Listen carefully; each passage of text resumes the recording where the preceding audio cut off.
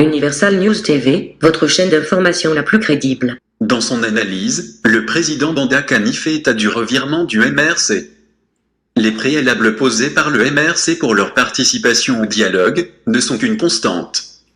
Le combat du MRC n'est en rien un combat noble, c'est plutôt du banditisme politique, martèle le président Bandakani. Pour le professeur Messanga Nyanding, il est important de remettre les choses à leur place.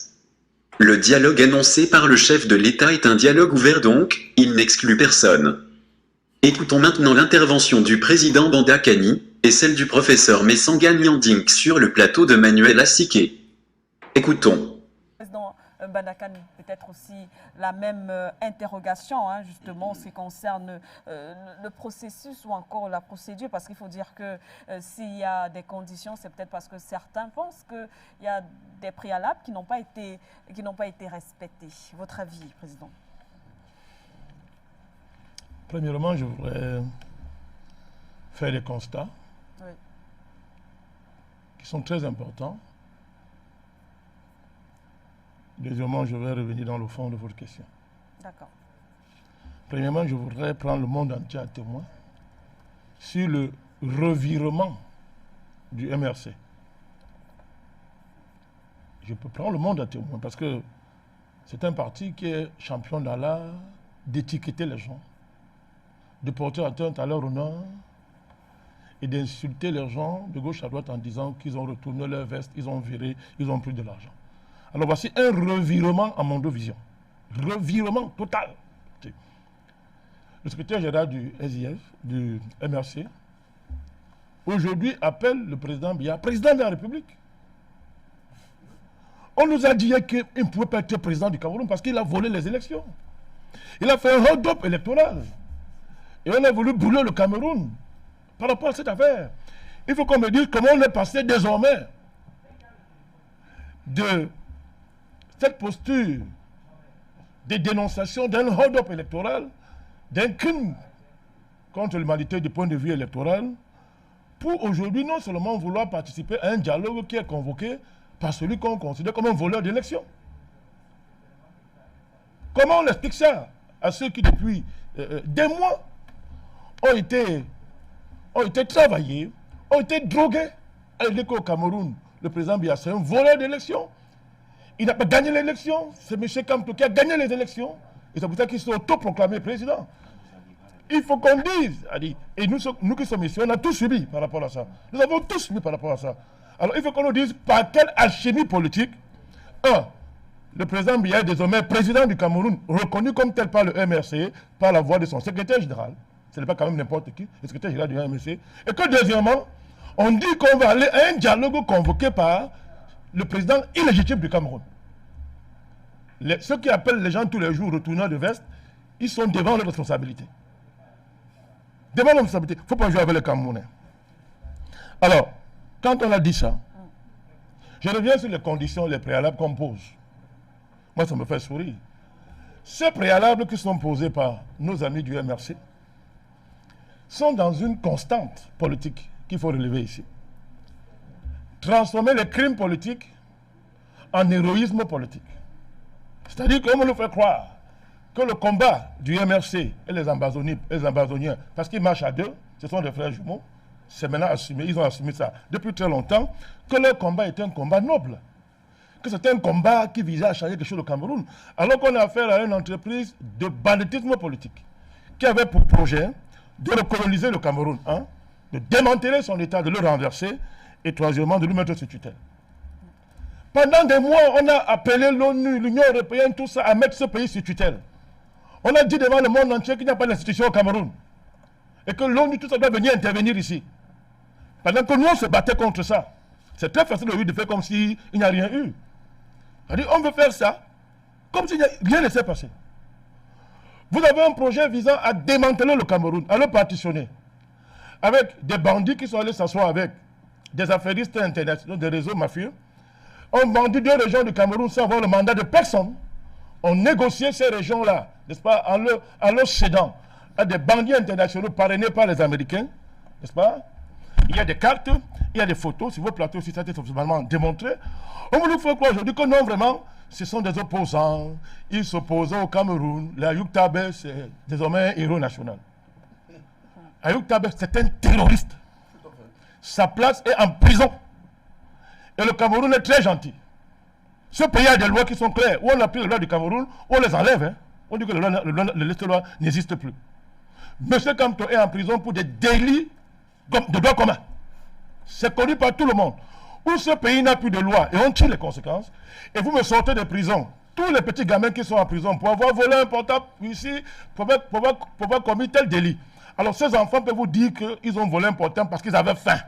Ces enfants peuvent justifier leur délit par toutes sortes de raisons sociales, plus ou moins fondées. Alors il faut les libérer tous. Non, on m'a demandé ça, qu'on les mette tous en prison. On ne peut pas commettre des délits et aller se couvrir et aller chercher des immunités internationales auprès de ses parents pour faire croire au monde entier que le Cameroun ce n'est plus un état de droit, il n'y a pas de loi au Cameroun. Donc, tous ces préalables qui sont posés visent à masquer des entreprises criminelles qui consistaient à vendre le Cameroun à l'étranger. Maintenant, là, il faut l'appeler. Il faut l'appeler ici. Que maintenant, chacun va aller au dialogue. Il y aurait eu qu'un dialogue au Cameroun si l'état du Cameroun était tombé. Puisque les gens ont parié sur la chute de l'état camerounais, sur son asphyxie, sur son étranglement international par les réseaux. Les gens ont parié dessus. On a cassé nos ambassades. On a voulu porter atteinte à l'intégrité physique du président à Genève. Alors, tout ça là, c'était un jeu, c'était quoi? Qu'est-ce qu'on faisait? On s'amusait? C'était un jeu. Alors, tout ça, pendant qu'on faisait ça, il y avait des gens qui soutenaient l'État, qui se sont donnés pour dire que le pays s'y est debout. C'est parce que l'État est debout. Avec un grand président qui est debout, que les gens aujourd'hui veulent courir au dialogue. Oui, au dialogue, mais pas à n'importe quel prix. Donc, pour nous, ces préalables sont irrécevables, de notre point de vue. Nous ne l'acceptons pas de notre point de vue. Et le travail du président Biya, c'est de garantir le respect de la Constitution du Cameroun. C'est pour ça qu'il signe des contrats, qu'il engage ce pays, à l'étranger et partout. C'est au nom de la Constitution du Cameroun. Si nous constatons un seul instant que cette Constitution est violée, nous considérons que le président Biya n'est plus le président du Cameroun. C'est sur la base de la Constitution du Cameroun que non seulement les élections sont organisées au Cameroun, mais c'est sur cette base que le président Biya exerce son magistère et a notre respect et notre soutien. C'est au nom de cette Constitution que le président a défendu l'intégrité du territoire, qu'il a défendu le caractère indivisible du Cameroun, qu'il a défendu la Constitution du Cameroun pendant que des acteurs sociopolitiques ont bradé notre pays à l'étranger. Il faut donc rappeler que cette Constitution, on ne peut pas jouer avec ça n'importe comment. Donc nous appelons, oui au dialogue, nous l'avons dit depuis, dans le respect strict de la Constitution du Cameroun et des lois de notre pays. Maintenant, pour ceux qui disent qu'ils ont peur de leur vie, et maintenant, ça fait sourire. Ils ont peur de quoi? Les pays sont trop forts. Ils ont peur de quoi? Ils ont l'ONU derrière eux, ils ont toute la communauté internationale derrière eux. Ils ont peur de quoi? Ils ont peur de quoi? Ils sont très forts. Ils avaient dit qu'ils vont détruire l'État du Cameroun, ils vont le renverser en 2 jours. Et les Américains vont venir intervenir ici, ils vont enlever Biya, comme ça, dans un avion, ils vont le mettre en prison aux États-Unis. Comme ils ont fait avec Dorega. Qu'est-ce qu'on n'a pas dit? Maintenant, ils disent qu'ils ont peur de quelle vie? Le président leur a dit que allez demander à vos frères qu'on dépose les armes. Ils sont dans des centres régionaux de réinsertion DDR. Que allez voir, ils sont bien là-bas, ils mangent bien, ils prennent du poids, on les encadre. Mais vous voulez demander que j'ai les garanties à l'État du Cameroun? Quelle garantie? Un État qui a tout subi, qui a connu un préjudice extraordinaire. C'est qu'aucun pays au monde ne peut accepter. Je voudrais rappeler Mme Manuela Siké, que M. Carles Puigdemont, c'est le leader des Catalans là-bas. Ce monsieur a au moins eu le mandat du peuple. Il est élu là-bas. Mais au nom de la Constitution, il est interdit de servir en Espagne. Il met pied, on le prend, on l'arrête. M. Carles Puigdemont, il a été interdit de participer directement aux élections européennes, même à l'étranger où il est. Et l'Union européenne a apporté tout son appui direct à l'État espagnol. Les États-Unis ont soutenu directement l'État espagnol pour dire que l'intégrité et l'unité de l'Espagne n'est pas négociable. Alors que M. Puigdemont avait le mandat populaire, il a été voté par les Catalans justement pour appliquer le programme là.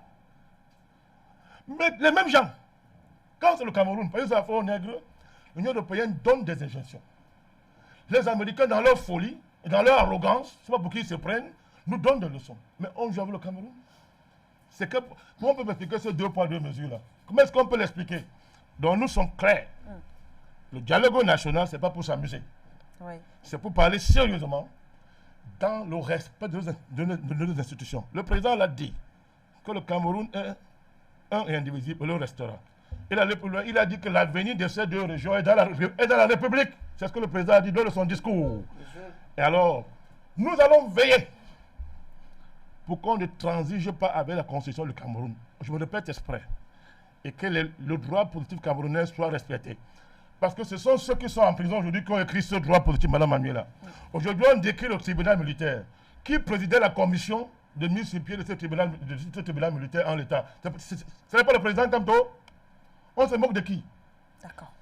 Qui a porté plainte à M. Cavalier Dibil au tribunal militaire? Ce n'est pas le président Kamto et le MRC. Donc le tribunal militaire est seulement valable pour arrêter les autres. Pour attraper le président de l'Assemblée nationale du Cameroun. Pour arrêter ceux qui étaient dans la rue en 2008. Ça, c'est très bien.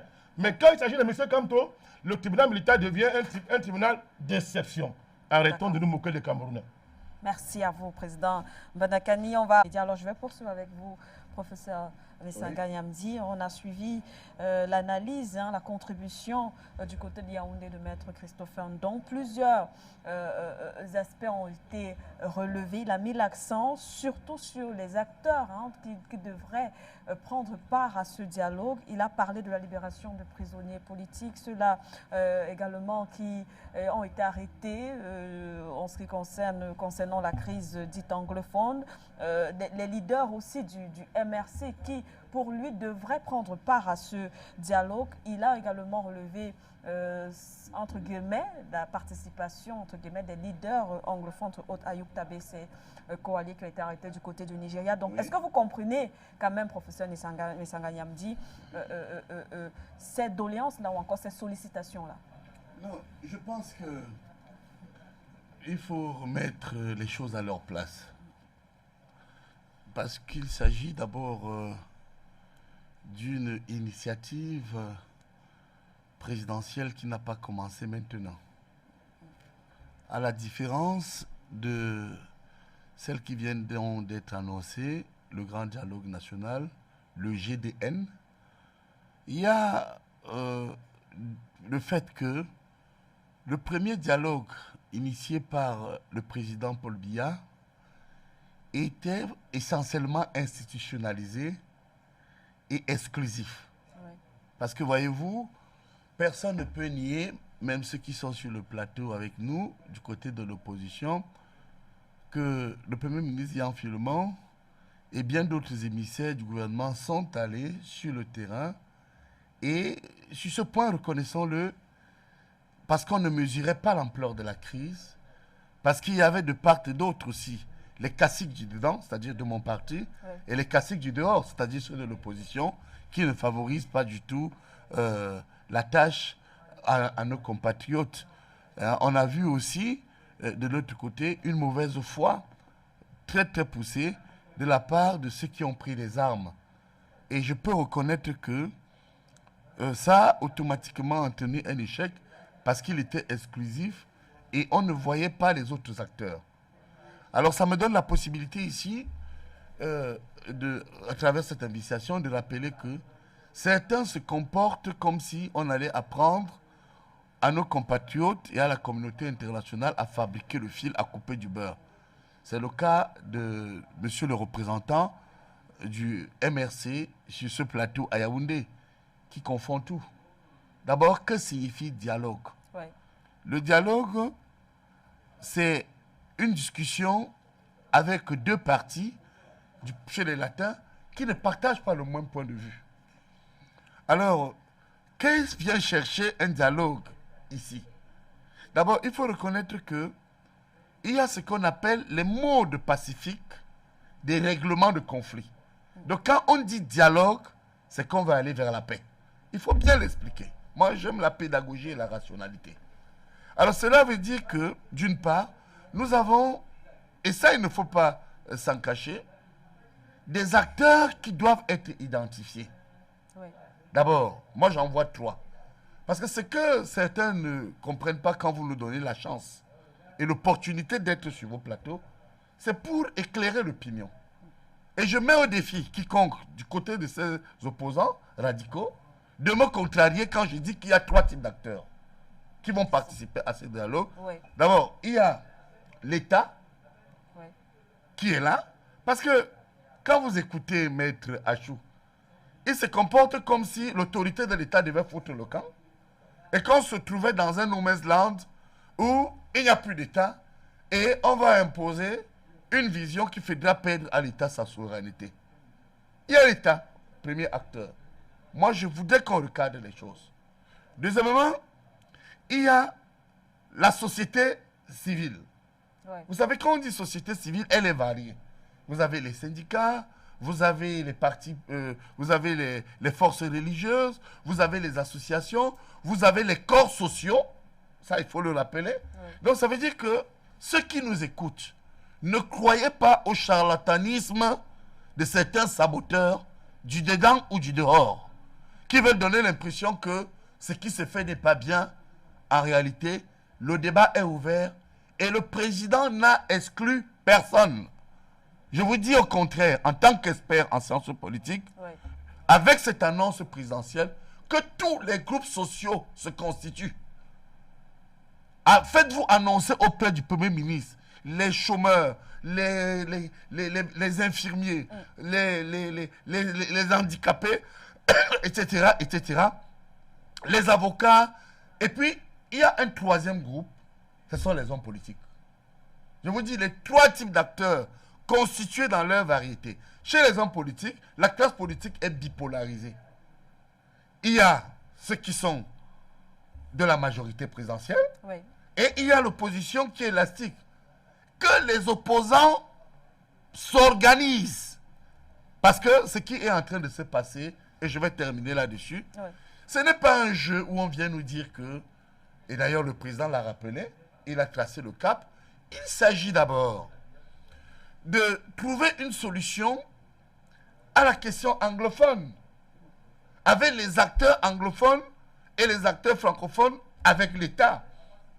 Je termine donc pour dire ici que il faut que nous fassions très attention. Ouais. Le MRC a l'art de nous distraire et d'être hors sujet. Parce que quand j'écoute Maître, je termine vraiment là, j'ai plutôt l'impression que il anticipe sur ce qu'on peut considérer comme étant des solutions de sortie de crise. Rien n'est exclu. On peut dire qu'on amnistie les prisonniers de droit commun. On peut trouver les solutions et dire qu'on libère Kamto si jamais il est condamné. On peut dire qu'on libère Ayoub Tabé, mais en attendant, il s'agit d'un dialogue qui est ouvert. Le président dit ouvert. Ouvert veut dire inclusif. Voilà. Merci à vous, professeur Missonga Nyamdi. Merci pour... Le dialogue national n'est pas pour s'amuser, c'est pour parler sérieusement dans le respect des institutions républicaines. Le chef de l'État a confirmé dans son discours que le Cameroun reste un et indivisible. Le NMP, le parti du président Banda Kani, prendra bel et bien part à ce dialogue. De ce fait, le président Banda Kani veillera à ce que la constitution du Cameroun soit respectée lors de ses assises. Voilà, globalement, l'essentiel à retenir. Ici, Jean-Philippe, pour Universal News Télé. Merci de suivre Universal News TV sur YouTube. Nous vous rassurons que les informations que nous diffusons au quotidien sont suffisamment crédibles. Alors, n'hésitez pas à liker la vidéo si elle vous plaît, et si vous êtes nouveau sur la chaîne. N'oubliez pas de vous abonner et d'activer la cloche de notification pour ne pas rater nos prochaines vidéos.